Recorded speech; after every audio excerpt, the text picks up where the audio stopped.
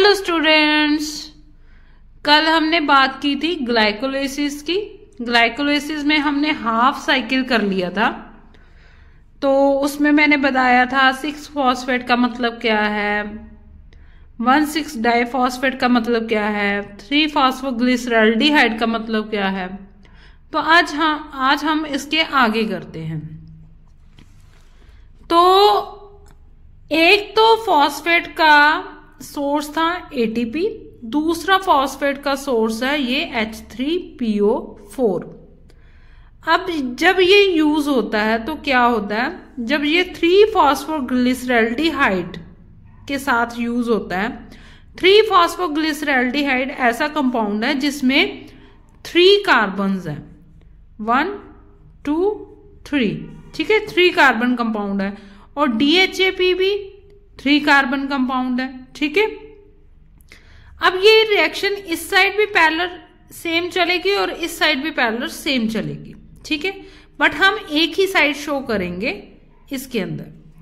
तो जब ये H3PO4 ऐड होता है 3 फॉस्फोग्लिसरैल्डिहाइड में, तो एक फॉस्फोरस तो ऑलरेडी कार्बन 3 पे लगा है, दूसरा फॉस्फोरस कहां पे लग जाएगा, कार्बन 1 पे लग जाएगा। तो 2 फॉस्फोरस हो गए। तो इसको हमने क्या कह दिया, 1,3 डाइफॉस्फोग्लिसरैल्डिहाइड। अब क्या होता है, ये जो फॉस्फोरस हमें H3PO4 से मिला है, ये क्या होता है, रिमूव होता है। जब ये एक्चुअली ये क्या होता है, यहां से एक हाइड्रोजन इसकी हेल्प से रिमूव होता है। जैसे ये 2NAD जो है ये रिड्यूस होके किसमें बनते हैं, 1,3 डाइफॉस्फोग्लिसरिक एसिड के अंदर ये चेंज हो जाता है। और इसकी होती है डिहाइड्रोजिनेशन होती है ना, मतलब हाइड्रोजन जो है वो यूज हो रहा है। NAD से क्या बन रहा है, NADH2 बन रहा है। तो हाइड्रोजन रिमूव हो रहा है, तो हमारा जो एंजाइम होगा वो हाइड्रोजिनेज होगा, ठीक है, जिसके पीछे ASE आ जाए वो क्या है, एंजाइम है। रिमूव क्या हो रहा है, हाइड्रोजन। तो डी मतलब रिमूव क्या हो रहा है, हाइड्रोजन। तो यहां पे एंजाइम क्या होगा, डिहाइड्रोजिनेज एंजाइम।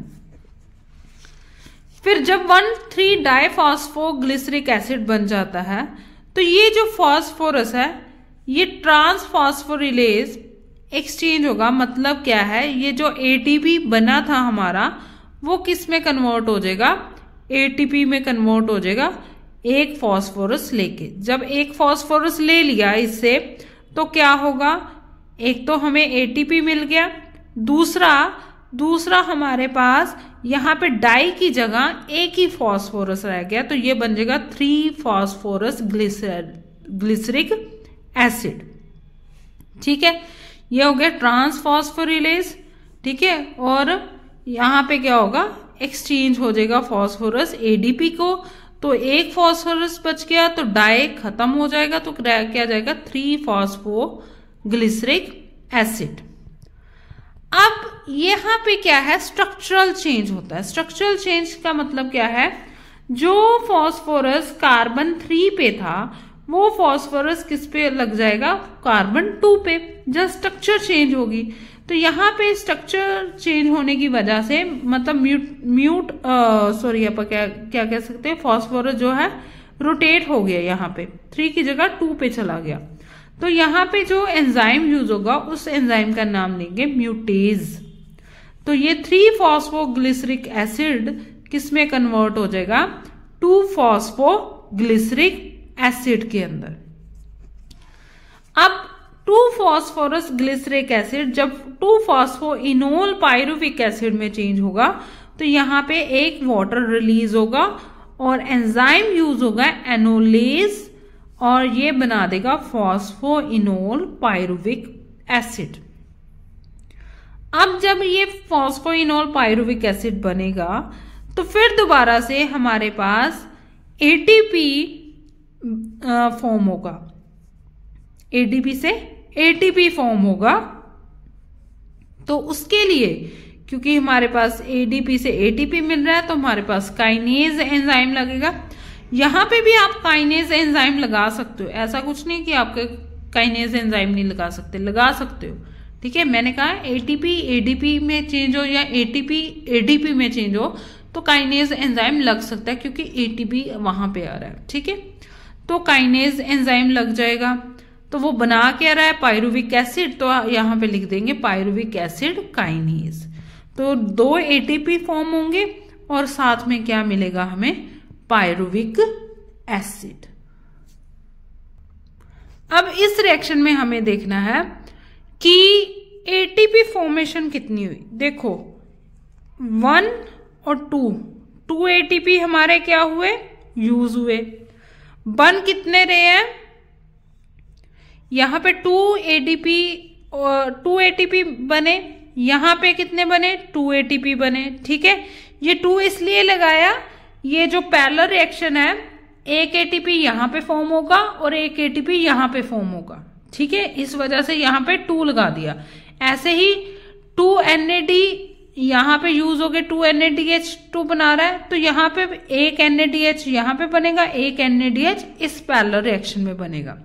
ठीक है, तो यहां पे आपके पास 2 ATP यहां पे बने, 2 ATP यहां पे बने, मतलब 4 ATP हमारे पास फॉर्म हुए। ठीक है, और 2 ATP हमारे यूज हुए। तो टोटल प्रोडक्शन ऑफ एटीपी कितनी होगी, 2 ATP। ठीक है, total production of ATP in glycolysis that is a 2 ATP। Hope आपको ये ग्लाइकोलाइसिस समझ आया होगा। अगर नहीं समझ आया तो बेझिझक आप अपने क्वेश्चन, अपनी क्वेरी सबमिट कर सकते हैं। ठीक है, तो ये साइकिल बहुत इंपॉर्टेंट है, वेरी वेरी इंपॉर्टेंट, तो इसको लर्न जरूर करना आप लोग।